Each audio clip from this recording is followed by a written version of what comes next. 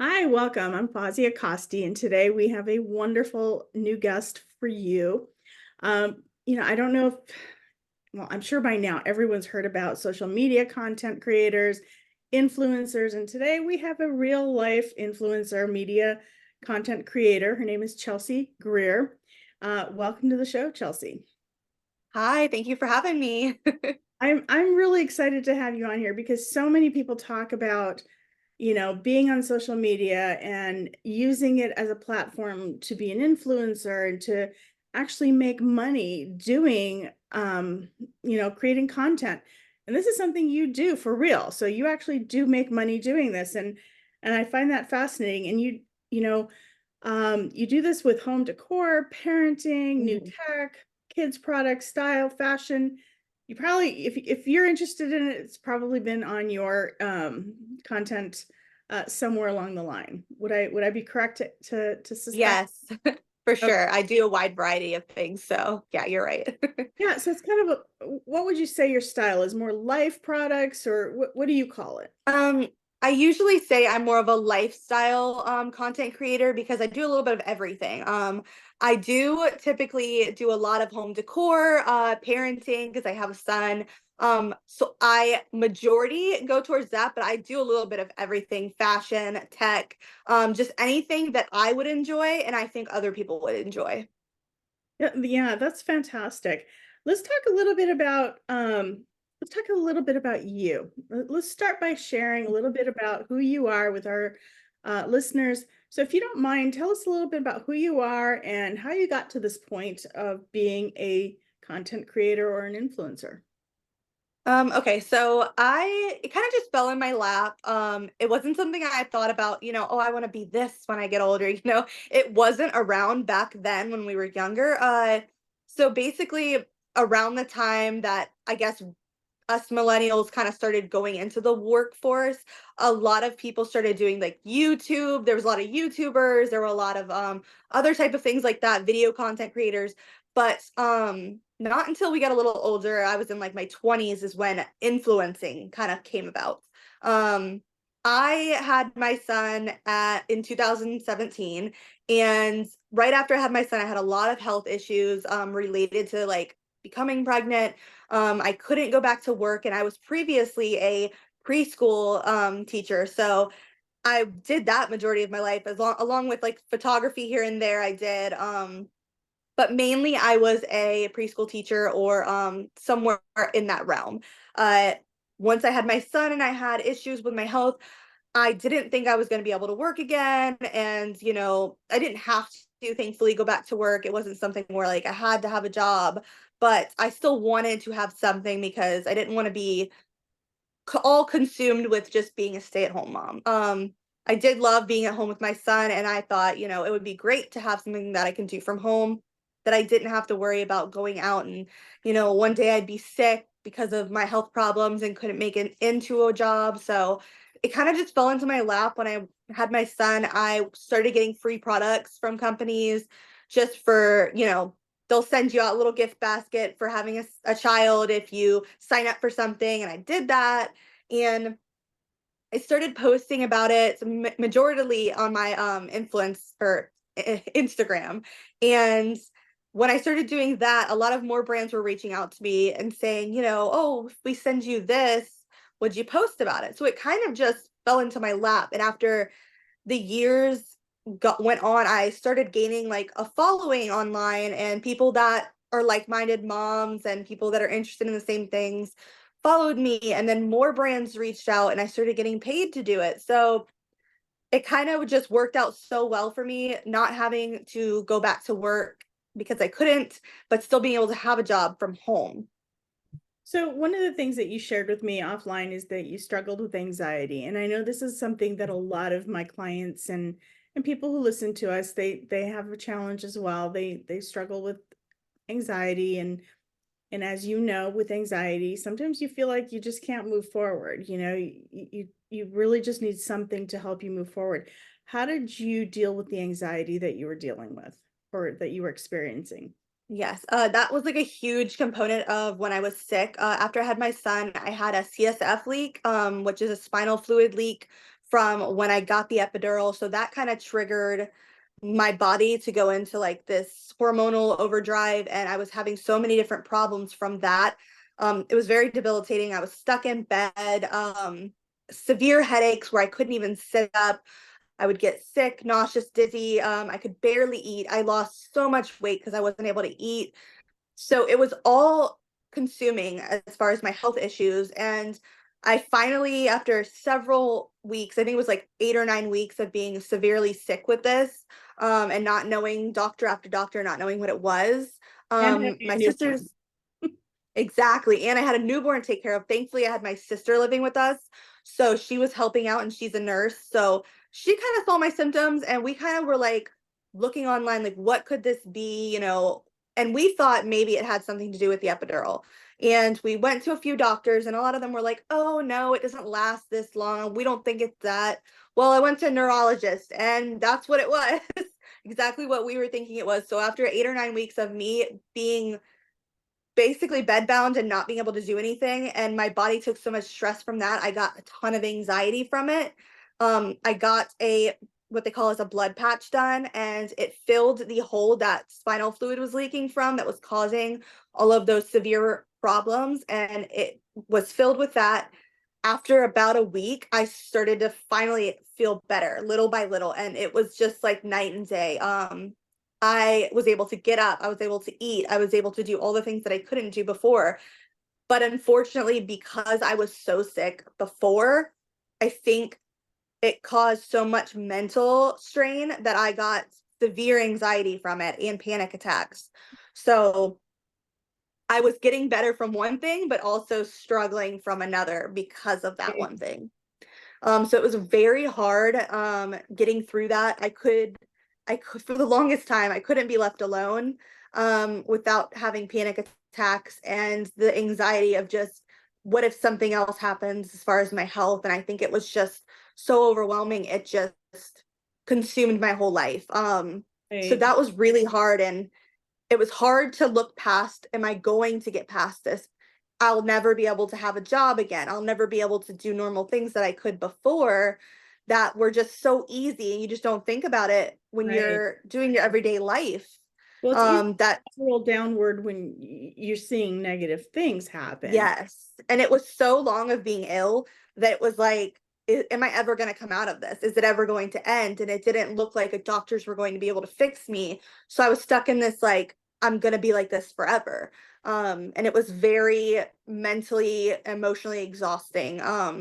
And I was just worried because I had a newborn and I just wanted to be that mom that was able to do things with their child and get out there and be quote unquote normal and do everyday things. Um, so it was very hard. And then a big event happened in my life a couple weeks after I had my son, where my grandfather, who was like a dad to me, he was, because my dad was not around, he was like the dad father figure for me. He Right. passed away suddenly. And that was a very big trigger, I think, for a lot more of the anxiety health wise. Cause I'm like, oh, well, he all of a sudden passed away. And, Right. that's just when somebody suddenly passes away, it can cause like this thought in your mind where like, well, could somebody else pass away? Could I pass away? And it Right. just, you go down this, tunnel of, it's, oh my God, your thoughts are just going and going. Right. All the what So I if. think that didn't help. And that's kind of where my anxiety like stemmed from. And I still struggle with it every day. I'm on medicine that took a long time to find the right type of medicine to get me to where I am today, where I can function at way more of a level that than I was at. I mean, I couldn't be left alone in the beginning. I would be panicking at all times of the day, just couldn't breathe, couldn't function. It was just all consuming. Wow. And then slowly I would find different things to help with it. The medicine was definitely helping a lot. I was able to start getting things done little by little, stepping Right. out of my comfort zone and trying new things, which if you have anxiety, it's very hard to try things that are going to make you uncomfortable. Well, I think one of the things that I've noticed that you have is you have a really supportive family, and they're definitely there for you, And I think that makes a difference. Having that support network of people who are really trying to help you problem solve the situation. Absolutely. It was a moment in time that needed to be solved. That's Yeah. not who you are. That's a situation. And I think that's important to note. And it's great. And for our listeners, who obviously don't know this, um, I know Chelsea on a personal level, and I know that she has a wonderful family and she has a wonderful support network in place. So I think without that, it would have been a lot harder. Oh yeah, for sure.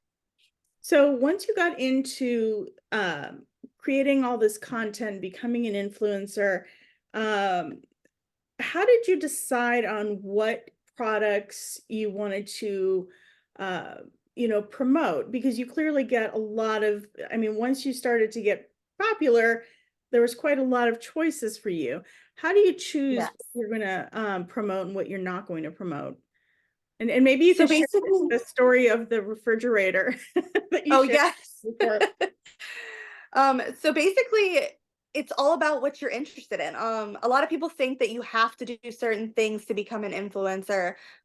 You don't. It can be all about your interests. There are so many different people that have their own niche, and I kind of don't like stick myself to one specific thing. A lot of people do, which is great for them if they want to just only spread, home decor. They only want to talk about that. They only want to talk about fashion or hair or makeup. There's so many different variety of influencers out there. Like I said, I do mostly lifestyle, which is like a little bit of everything.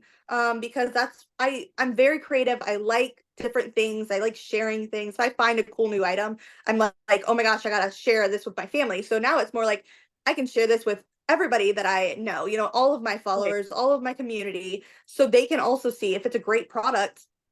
I'm not going to keep it to myself if it's like something I know other people could use. And I love that you do that. I actually, it always kind of reminds me of like when you have girlfriends and they get like a new cool, like, I don't know, product, and then they don't share it with you. And you're like, well, why wouldn't you share that with me? Like, exactly. and whereas you have the opposite, you're just like, I found this great product and it was such a benefit to my life. I want you all to have it as well. Such Exactly. a generous way of sharing what you have. Yeah, like you don't want to gatekeep things that are great. If you find something that works for you, share it. I mean, like, can you imagine if people did that with other things that are very helpful, like especially with, anxiety and medicine? Like, I would love to share how what I went through because it could help someone else. Because I remember, oh, sorry, I remember I was stuck in that space where I was like, is this ever going to end? And I wish somebody who went through the same thing could, have told me, hey, watch, like you can do this. I Right. did it. Like these are what the steps I took. So it's very nice to be able to put that out there, whether it's Were you things like able this to or work? products. Yeah, were you able to work while you were going through all of this, all these health issues, or did you take a little bit of a break while you were going through these? So, in the beginning, when I first had my son, those first 8 to 9 weeks, I was not able to do anything. I couldn't even sit up in bed without being in severe pain. So until I started, I got the blood patch done, I got medicine, I slowly was able to do more. And I was focused on my son at first. And then, like, I would post pictures of him. When you have a baby, you're like, oh, look, I have a cute baby. Well, Look he at was it, really cute, right? So I would post pictures of him, and if anything new that we got, like a product and he liked it, I'd post a picture of him in it enjoying it. And that's kind of how I started. So it was probably 3 months or so after I had my son that I kind of started the whole thing, like slowly started doing it. So from what I understand, it wasn't like your intention to say, "Oh, I'm going to be a social media content creator. I'm going to be an influencer." You just started posting things that you enjoyed, pictures of your Exactly. baby, and all of a sudden it just kind of evolved into something bigger. Yes. It kind of was like people saw that, well, brands saw, oh, she's got like a little bit of a community. They're following her, they're liking her photos. Maybe if we send her this, she'll post a photo of it. And then they would send me things, and I had no thought of becoming a content creator or influencer. And I was just kind of like, oh, that's cool. I got a free product. If it works out, I'll post about it. If it's a cool product and other moms would love it like I do, I'm going to post about it. And then it slowly became not just mom products, home decor, because I posted a lot of pictures of my home and how I like to style it. And the new things that I would get, I would post about it. And then more brands like that reached out to me. And then if I posted an outfit picture, a couple outfit pictures, people would send me outfit stuff, shoes, clothes, jewelry. And it was just something that just fell into my lap, like, you can do this and it can be from home and it's on your own time and you're your own boss. And it was just, it all kind of added up to work out perfectly while I was going through what I was going through. Let's talk a little bit about how you choose, like, not to. There's certain things you said you choose not to promote. And you were telling me Yes. the story of the refrigerator. Yes. Share that with our clients or with our listeners, because I think it's important to know that you don't have to promote everything. Yes. That's a big thing with me is once you've got such a large brands cooperation where you're working with so many different people, a lot of people start reaching out to you and you don't have to do it as much to them. So you get a lot of emails that are like, can I send you this? Can I send you this? And I have to weed out all of the things that I would never use because I don't promote things that I wouldn't use. I only promote things that I enjoy, I think other people would enjoy. I think my family uses and would enjoy. So I don't reach out to people that I wouldn't want to work with, or products that I wouldn't use. Even if they want to send me something that's like the fridge. There was a brand that reached out to me and wanted to send me a fridge for free. And you think, wow, oh my gosh, a fridge. They want to send you a free fridge. So I always do my research and I look into the brands and make sure there's nothing that would prevent me from wanting to work with a brand that maybe would be something I like. So I looked into Okay. the Yeah. brand. Okay. I was gonna say, tell us about what made you decide not to work with that brand. Yes. So I looked into the brand and I was reading a lot of influencers that worked with them that they would get the free fridge, but it would break on them after a few weeks of using it. And I'm like, I would never want to share a product with somebody that's going to spend all this money on a fridge that's going to break within a couple of weeks. So I had to turn them down and say, listen, I understand you guys want to work with me. Unfortunately, because of some of the reviews I've seen, I'm not 100% sure about working together on this. So maybe, if you guys ever have other products, you can reach back out to me. But on this one, I'm going to say no. So it's not always you say yes to everything. You really want to look into it because you never want to send something to someone like a friend. You wouldn't want to go, hey, I got this product. You need to buy it if it broke on you a week later. So I treat it as if I'm not going to share that with other people if I know it didn't work out for other people or there's some background where it's a bad product, it's broken, or the brand's not a great brand or things like that. I don't ever want to share products like that. I want to make sure it's stuff that I think is quality, and that will last them, especially when it comes to spending large amounts of money. Exactly, exactly. Yeah, you have to have some integrity in what you do, and I appreciate that. Um, what are some tidbits of advice that you would give somebody if they wanted to become an influencer or a content creator? So I How, get this question a lot. yeah, yeah, how would they get started? I get this question quite a bit, especially through DMs. And it's hard because it kind of just fell in my lap. But there are some things that you can do to start. First of all, it's not something everybody, it seems like a very easy thing when you kind of like tell people what you do for a living. They're like, oh, wow, that's so cool. How do I get started? And it's like, well, you kind of have to be personable. You have to be somebody that's a little bit like wants to put themselves out there. You don't have to be like super, you can be shy and things like that, but you also have to be talkative and you have to get things out there, so you can't just post a picture here and there and then have a long-term job at this. It's got to be full force. You got to be able to take decent photos, you got to be able to speak your mind about things and share things about yourself. Like, you don't have to be super open about every detail, but people want to get to know you in this type of job. So they want to feel connected to you. So you want to give a little bit of your personality and a little bit of your life, and they want to, it's almost like you're becoming friends with people that you don't know. Um, so you can start out by posting your favorite things in your home. If you're into home decor, post a great photo of your living room and maybe tag some of the brands that you bought the furniture from. Or if you love clothes, take a photo, a selfie of you in your outfit that you put together. Tag those brands in it. You can do things like that for anything.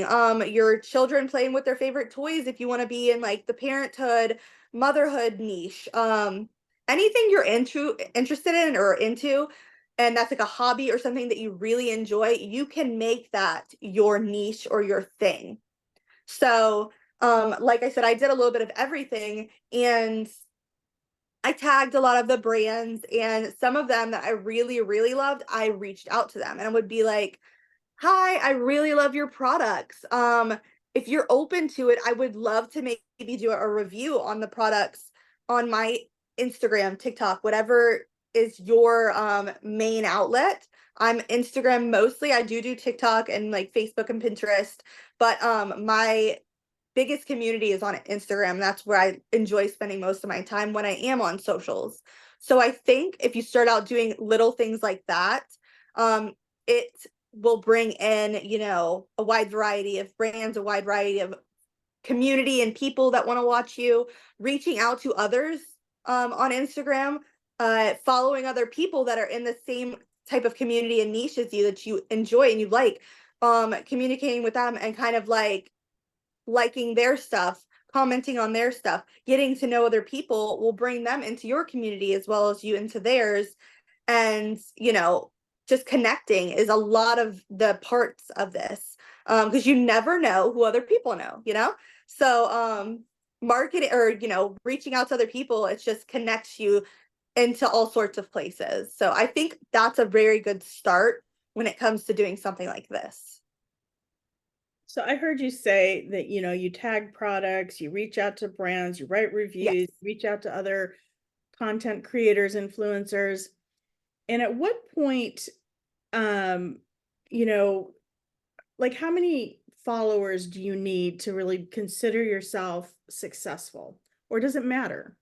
It that's a good point. It actually doesn't matter. So there are what we call micro influencers, and then there's like some of the ones that everybody knows, like, Brittany Horton, there's Krista Horton, a lot of people know Whiskey and Lace, like different people on Instagram. They're very large. They have like 1 million followers. They're fun. They're funny people. You get to know them almost like they're your friends.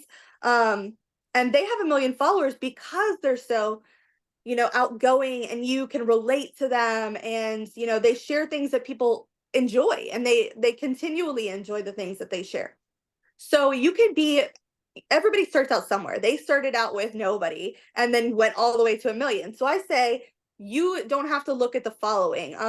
Brands eventually, like the larger brands, do look at the following if they want a certain outreach. But like I said, I started with only a couple hundred, and then I slowly started getting more. And I was a micro influencer for a while with just about 1,000 followers, and I was still getting lots of free products, paid here and there, and you slowly start to build a community where you can start to get paid more money and you know what you're doing. And I tell people all the time, this is basically taking over the job of when brands have to pay models, have to pay photographers, have to pay videographers. You basically are doing all that for them and putting it out, posting it out for them, marketing for them, about products that you love that they create. So anybody can do it, and you can start it at any following, and you don't have to have a large following in the beginning. You don't have to, everybody starts from somewhere. So I So know you can everyone's going to want to know, what's your following? exactly. My following is just under 9,000 currently. Okay. So a lot of people get worried about the numbers, and I say I don't have over 10,000 yet, and I am doing very well. And I've worked with Target, Walmart, all sorts of companies. So don't worry about that number. people get very consumed about the number. Well, I only have 1,000 followers. Nobody's gonna, want to work with me. That's not true, because I started out with less than 1,000, and many people wanted to work with me because it's all about your quality and what you do. If you take great pictures, if you're super talkative and people really, recognize what you're saying and, say, oh, I feel the same way. And those are products that I love at Target too. They start to trust you. And when you get trust, people take your, reviews and go, she says it's a great product, I'm going to go out and buy it. And brands know that. So they know if you have a good community that really believes what you say and like trusts you, that they'll go out and say, I need a new vacuum, but this girl said this is the top vacuum and she loves it and it works great at her house. So let's go check that one out. So brands will see that, and it's really not about the numbers. Eventually you will get to a point where you don't even have to reach out to brands. They come to you, and that's great. You don't have to have a certain number of followers for that to happen. It's all about, just keep going and get yourself out there, and just treat everybody that's following you as if they were your friends. Be kind, answer questions, be relatable, just share your personality and share what you like. Yeah, that's fantastic. I really appreciate you sharing all of this. So, what are some of the topics that you focus on in content creation currently? What are your topics right now? What are the most recent things you've worked on? So I do a lot of home decor, like I said. I update a lot of my rooms when I get new items from brands. Like I just got a new bed set, new dresser side tables. I do a lot of, you know, home decor styling, and oh, let's update my office, let's update my bedroom, and I'll show you this new amazing bed I just got. Um, and I also do a lot of parenting, and talk about, being a mother and things like that. So it's a lot of that, mixed in with some fashion here and there, jewelry, makeup, things like that. But I do a lot of tech as well, because I love finding new things that help me work from home, especially like, anything that helps me with doing podcasts or doing any of my content creation, things like that. I like to share those too. Tell me about your content creation. Do you have to have a professional camera, or do you use your iPhone, or do you have a special location in your home where you have like a little studio set up, or how do you create that? So I feel like everybody has their own type of like what they do. Some people do setups where they have a specific area where they take photos, or they'll do like a little prop setup. I don't do that. I feel like I want to just make it as natural as possible. I use all sorts of areas in my home. The bedroom, the sunroom, my entryway, wherever the product fits in, I take photos there. I do like to have my house very like nice and clean looking, and like if I were to have visitors, how it would look like that. And then I set the products up or whatever I'm styling up and take the photos that way. You don't have to have a professional camera. 90% of the time I use my phone. And the better quality phone, the better the pictures will be. If I were to grab an iPhone from maybe 10 years ago, it probably wouldn't turn out as crisp as the newer one. So you kind of want to have quality pictures, but you can use anything to get that, really. You don't have to use a DSLR camera or anything like that. It's very easy to do things, but to make it look nice, you can use filters on like different apps. I use a lot of different apps. You don't have to be a professional photographer to make your pictures look nice. You just get a good app, upload your photos, and kind of tinker with it a little bit, and you can, once you think it looks good and you're kind of the way you like to look. Some people like bright colorful photos, make it that way. If you like that, some people like really neutral looking photos, you can make it look like that. They have tons of presets out there that I actually use presets to do my photos. I What's a don't always use the same. Uh, a preset isn't like, if you get the Lightroom app, you can upload your presets, and they are pre-made photo filters basically from people that create them. So Okay. people will create them and sell them. Some are free. You can get them for free and upload them up to your Lightroom. And then it kind of just creates this cohesive look for your photos. So if you want a specific look, like a lot of influencers have this look to their Instagram, where all the photos kind of have this hint of maybe orange or hint of green or a pop of a certain color, or it's all very neutral, you know? If you take a picture, every picture is not going to look like that. But if you use a preset, you can make all of the photos cohesive and look similar and have like a look to your Instagram if you want to go that route. Some So people do. what's your favorite app that you would recommend? Or what are your top maybe 3 apps that you would recommend Yes. to anyone? I use Lightroom as my number one, because I use presets on there. That's where I do a lot of my editing, Okay. to make everything look, as great as possible for the brand so that they're getting good quality photos from me and videos. The second one's probably Canva. A lot of people use that one. That's really good for if you want to do stories or you want to do anything with like you can pretty much do anything on that one. You could do posters, flyers, just any sort of thing you need to do for any sort of work. You can create it on Canva. That's a really great resource. And I also use this one called Splice, which is good for videos. You can edit your videos, cut them up, add things, add music, different things like that. So if you want to get into like the reels on Instagram or on TikTok, that's a good one to use. So those are my main, like, mostly used ones. How do you get music? You were talking about putting music on a reel. How do you find your music? So a lot of brands, when you're doing content that is sponsored, which means they're either paying you or they're giving you a product to post about, they don't want you to use sounds that are owned by other companies or music industry. So you want to use like commercial sounds. You want to go to a lot of the apps have their own free music that are not licensed, like they're unlicensed. You don't have to worry about them taking it down because it's not owned by you or owned by the company you're sponsored by. Right. So you can do that on the apps. They have like a list you can use. So real Or free. Okay. yes, or on Instagram or TikTok, they actually have a list you can go to commercial use and use those ones. As the music, if you want to use it for promotional type. You can always use if you're not doing any promos and you just want to post your own type of like funny reel or anything like that where you're not promoting it. You can just use any sound off of Instagram, TikTok, anything you'd want. And I like to also do like other things that are not sponsored because you don't want to just be sponsored post after sponsored post.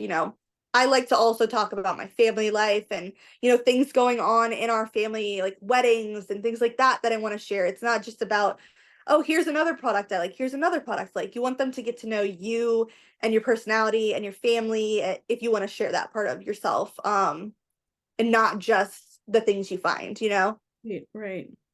Is there a like a magic ratio of product versus personal information? I mean, is it like 50-50, 90-10? What would you say is the I best? think a lot of people use they probably have a different ratio because some people like a lot of TikTokers their whole niche is like every video is here's this new product I found for you guys. Here's this new product I found. Some people have that niche where this is literally just a TikTok showing you all the cool new products I find or all of the discounts I find. A lot of people are like, oh, this person, posts here's a reel about if you go to this store, you can get this discount on this and get it at this price.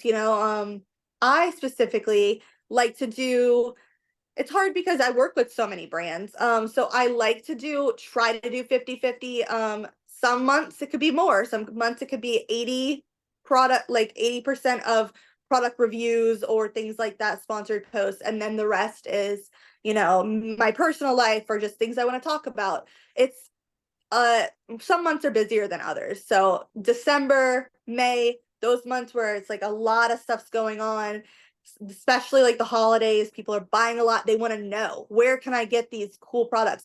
What do you guys buy for your husbands for Father's Day? What do you guys, buy for Christmas or Mother's Day or anything like that? So a lot of people are looking for you to share certain things more so on other months than others, you know? So I kind of just, it just depends. Yeah, because sometimes we want ideas, during graduation. Exactly. I could have used some current ideas on graduation gifts, right? Yeah, yeah, exactly. Yeah, and I think we can all, yeah, during certain times of the year, we could all use a little help. And so I think that's a, Even I do. yeah. But I think it's a nice service that you offer because you do allow people to see products in their natural habitat, a home, right? As opposed Yeah. to a store. And it allows people to see, is that something I want? Is that something that would fit into my life? Yes, exactly. When you promote things, do you talk about price? I do. A lot of the times I like to let people know, like, it's if it's, you know, affordable, or if it's something that you might want to save up for, things like that. I do like to let people know how much it is. I like to also, if I can get the brand to give me discount codes, I love adding that, because if I can get you guys the best price on something I love, I'm going to, you know. That's a great part of, like, where we kind of come in, is we're like the middlemen of, like, getting you guys really good discounts or deals on things by working with the brands and talking to those brands, because not everybody can reach those brands to ask for a coupon or a code or anything like that to help pay for things. So it's really nice to be able to get that from brands. And a lot of them that do work with us do give us great codes, like 20% off, 30% off, sometimes 50% off, to give out to our followers. So if you do have, you know, you're in that community with us, you get those perks. So if someone wanted to follow you and they're looking for those great deals, tell us, where can they find you? They can find me on Instagram and TikTok. I also have a Facebook page, and at basically everywhere. Pinterest is at Chelsea Liz Greer. You can look me up on that. That's my name on all of them. So so it's all Chelsea Liz Greer, but mainly is my focus is Instagram. So if you want to find me, you can find me there. Yeah, thank you so much. Is Yeah, there no anything problem. that I've not asked you that you'd want to share with our listeners? I don't think so. I think we've pretty much covered a lot of it. I think we did. I think we covered a lot. I have one last question for you. If you were to give Yes. yourself advice, if you were to give yourself advice as a 20-year-old, what would you tell yourself if you were 20? Wow. Everything you're worried about now is not going to be anything you're thinking about in the future. And don't put so much pressure on the future, on what you think you're going to go into and where the future is going to lead you, because a lot of it is not what you think is going to happen. You know, things happen. You just got to roll with it. You know, a long time ago, I didn't want kids. And I was like, oh no, I don't think I'm going to have kids. And I ended up having a child. So I think my viewpoints back then were so different. I think I would just say, have an open mind. You never know what's going to come to you, and it could be the best thing that's ever happened to you. Exactly. Well, my friend, it's been absolutely a joy interviewing you. I thank you for sharing your Thank knowledge, you. time, and your energy with us. And if you'd like to get in touch with me, you can go to our website, executivefunctioncoachaz.com, or 54mediagroup.com as well. If you'd like to call me, my number is 480-648-1122.